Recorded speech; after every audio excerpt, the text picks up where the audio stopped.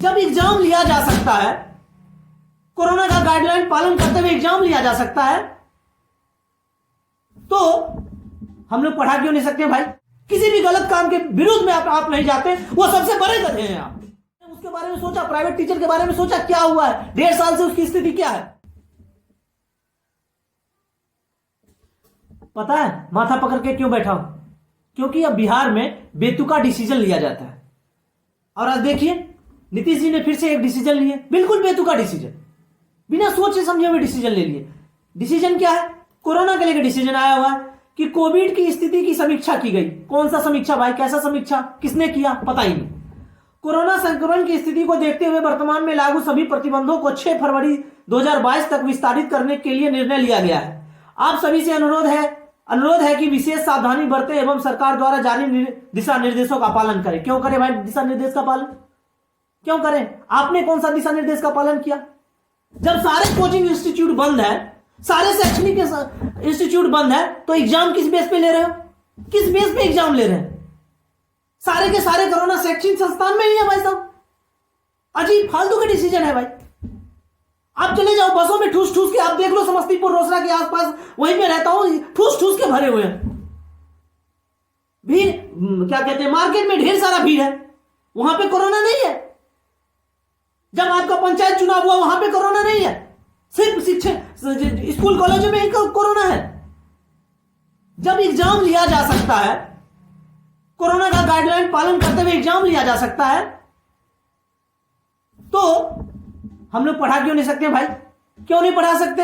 हम लोग भी सोशल डिस्टेंसिंग का पालन करते हुए पढ़ाएंगे, मास्क लगवाएंगे, सैनिटाइजर रखेंगे। हमारे इंस्टीट्यूट में कौन से बच्चे होते हैं? 50 से 60 बच्चे मुश्किल से होते होंगे।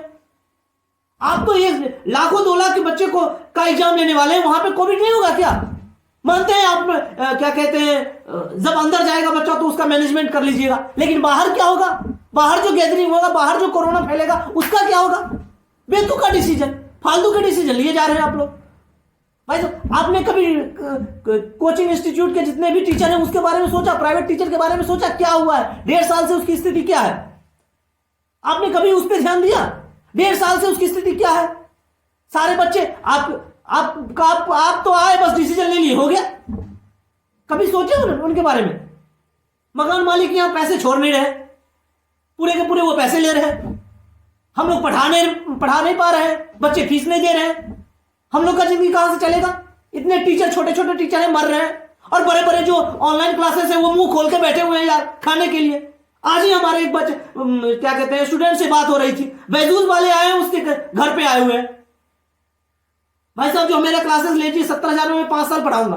अब बताओ, हमारे पास तो उसी में वो लैपटॉप दे रहे हैं, बैग दे रहे हैं, बहुत सारे एसेसरीज दे रहा है।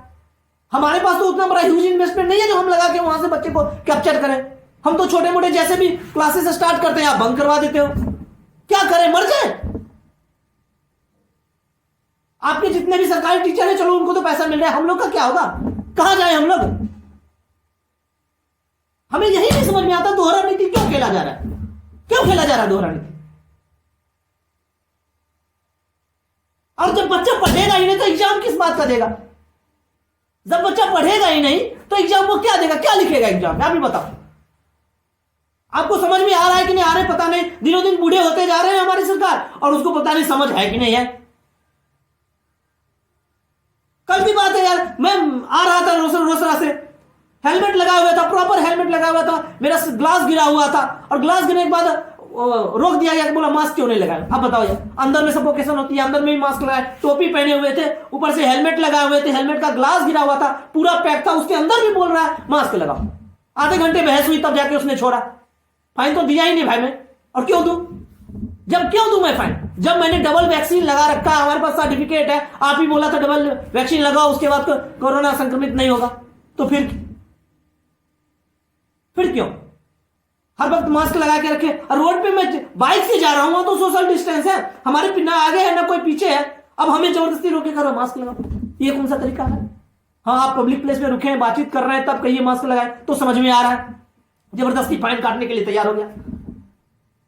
हमें यही नहीं समझ आ रहा आखिर कोचिंग इंस्टीट्यूट को या शैक्षणिक संस्थान को टारगेट क्यों किया जा रहा है?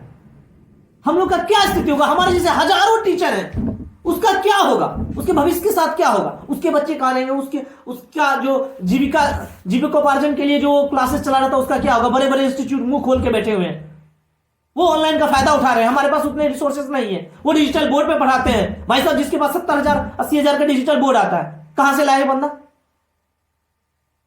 वो सस्ते में पढ़ा दे रहा है, चलो वो एक अलग मैटर है, लेकिन कहां से लाए, आपको ये समझ में आ नहीं रहा है। आप पब्लिक का प्रॉब्लम देखने नहीं, बस डिसीजन ले रहे हैं। मैं तो कहता हूं या तो एग्जाम अगर होगा तो आप कोचिंग इंस्टीट्यूट कोविड का जो गाइडलाइन है उसको फॉलो करते हुए अनुमति दे क्लास चलाने का।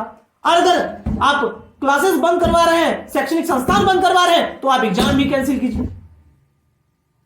यार बेतु का डिसीजन लेने में पता नहीं है इनको महारत हासिल हो गया।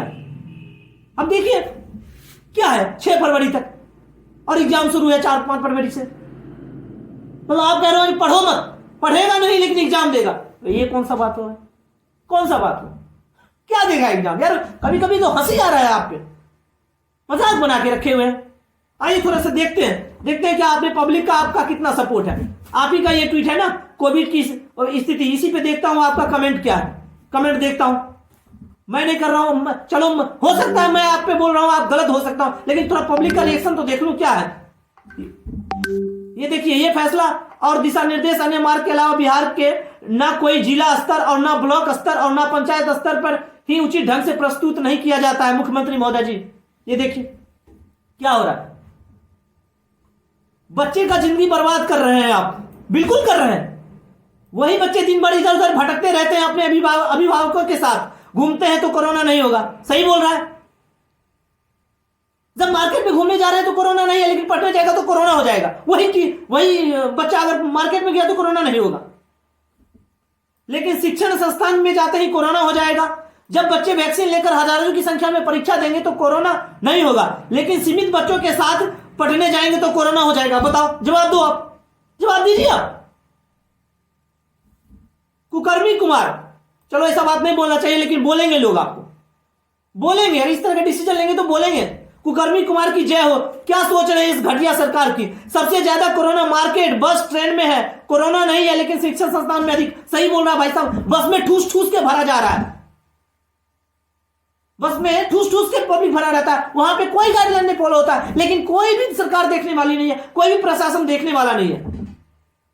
आप जाइए मार्केट में, देखिए कितना भीड़ रहता है, हर एक दुकान पे भीड़ रहता है, लेकिन वहां पे कोई कोरोना नहीं।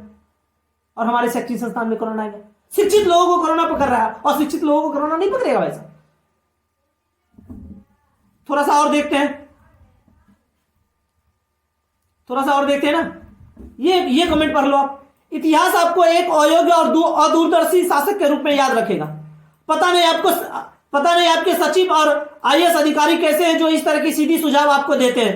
अरे आईएएस अधिकारी क्या सुझाव देंगे भाई साहब, ये तो जबरदस्ती, हमको लगता है गन रख के कहते होंगे चलो यार हमको बताओ क्या करना है, कहते हैं चलो ठीक है हम ही डिसीजन ले लेंगे। क्या आईएएस अधिकारी से डिसीजन लेते हो, डिसीजन मांगते होंगे, कोई डिसीजन नहीं लेते होंगे, कोई सुझाव नहीं लेते होंगे, फालतू के। अब ये देखो, जब 18+ के टीका लगा दिया जा चुका है, वो भी डबल डोज, तो क्यों नहीं आप विशेष गाइडलाइन के साथ 18+ वाले की शिक्षा पर ध्यान देते हैं, क्यों नहीं, बताइए, जवाब दीजिए। आपके एक भी आपके कमेंट सेक्शन में जाओ, अगर एक भी आपका सपोर्ट करता हो ना पब्लिक, तब मुझे आप बताना। सड़क पर भीड़ वैसे ही है, सड़क पर भीड़ वैसे ही है, मॉल या अन्य चीज ऐसे ही खुली है, कुछ बंद है तो बस शिक्षालय, कुछ बंद है तो सिर्फ शिक्षा। क्यों भाई, जब सब कुछ ओपन करने के लिए विशेष गाइडलाइन आप ला सकते हैं, तो प्रॉपर डिस्टेंस, मास्क, सैनिटाइजर और आदि उपस्थिति के साथ क्लास क्यों नहीं खोल सकते हैं, क्यों नहीं खोल सकते हैं, जवाब दीजिए।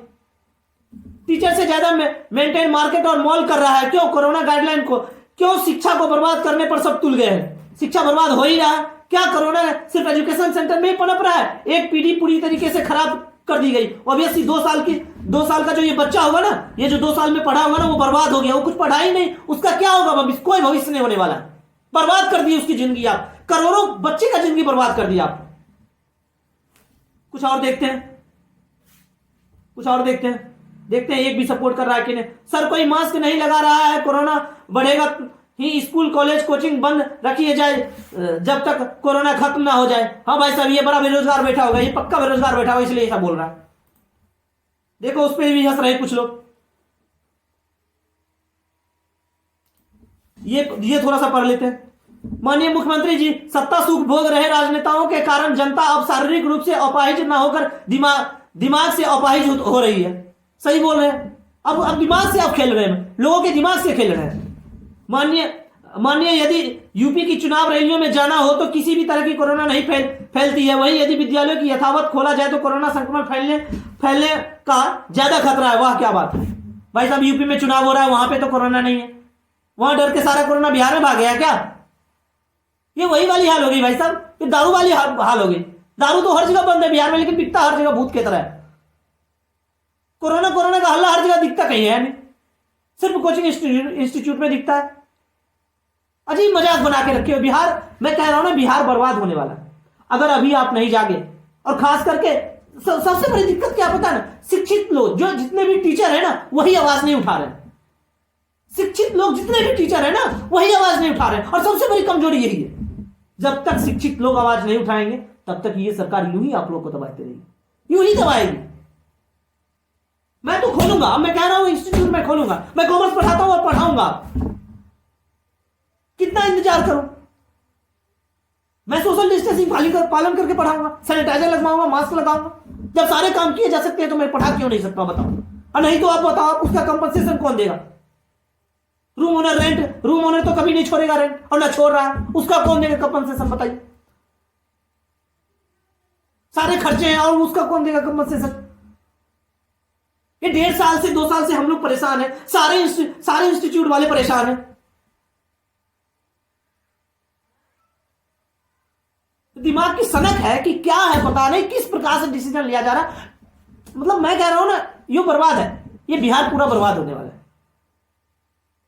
अभी अगर नहीं जगे तो पूरा बिहार बर्बाद होगा।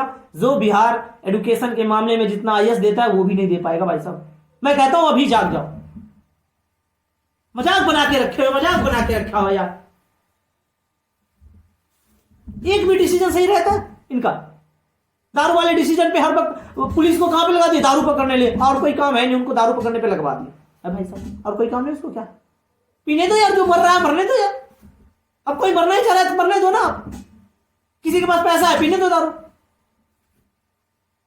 किसी के पास पैसा है तो उसको पढ़ने नहीं दे रहे, वो पढ़ना चाह रहा था, पढ़ने नहीं दे रहे। ऑनलाइन वाले यहाँ पे सारे के सारे, हमारे रोसड़ा तक में ऑनलाइन वाले आ गए। आज ही हमारे स्टूडेंट बोल रही थी, सर बैजूस वाले आए होते, ऐसे बोल रहे थे 70,000 में 5 साल पढ़ लो। अब बताओ, उसके मार्केट चल रहे हैं। बड़े बड़े जो इंस्टीट्यूट है उसके चल रहे हैं, छोटे जितने भी है लोकल वाले सारे खत्म, सारे सपाचक। आप रोजगार तो दे नहीं पा रहे हो। 2 करोड़ रोजगार कह दिए, आप पता नहीं कितने दिए। और जो खुद का रोजगार बना रहा है, खुद से रोजगार सृजन कर रहा है, रोजगार क्रिएट कर रहा है, उसको भी आप खत्म करने की कोशिश पे हो। तो बिहार बर्बाद होगा कि नहीं होगा? रोजगार खत्म कर रहे हो आप, एजुकेशन दे नहीं रहे हो आप, एजुकेशन पढ़ने दे नहीं रहे हो, तो क्या होगा? बिहार बर्बाद ही होगा ना भाई साहब। मैं कहता हूं आखिर में याद रखना, अगर नीतीश कुमार का बिहार के बढ़ने में बिहार के बढ़ाने में अगर योगदान सुनहरे अक्षरों में लिखा जाएगा ना, तो बर्बादी में भी उसका नाम सुनहरे अक्षरों में ही लिखा जाएगा। याद रखिएगा। मजाक बना रखा है। मैं तो खोलने वाला हूं कोचिंग। आप लोग डिसीजन लेना है, जितने भी टीचर है डिसीजन लीजिए, क्या करना है, आंदोलन कीजिए, सीधी बात है। गलत के खिलाफ अगर आप आंदोलन नहीं करते हैं तो सबसे बड़े गधे हैं आप। किसी भी गलत काम के विरुद्ध में आप नहीं जाते, वो सबसे बड़े गधे हैं आप, पढ़े लिखे गधे हैं।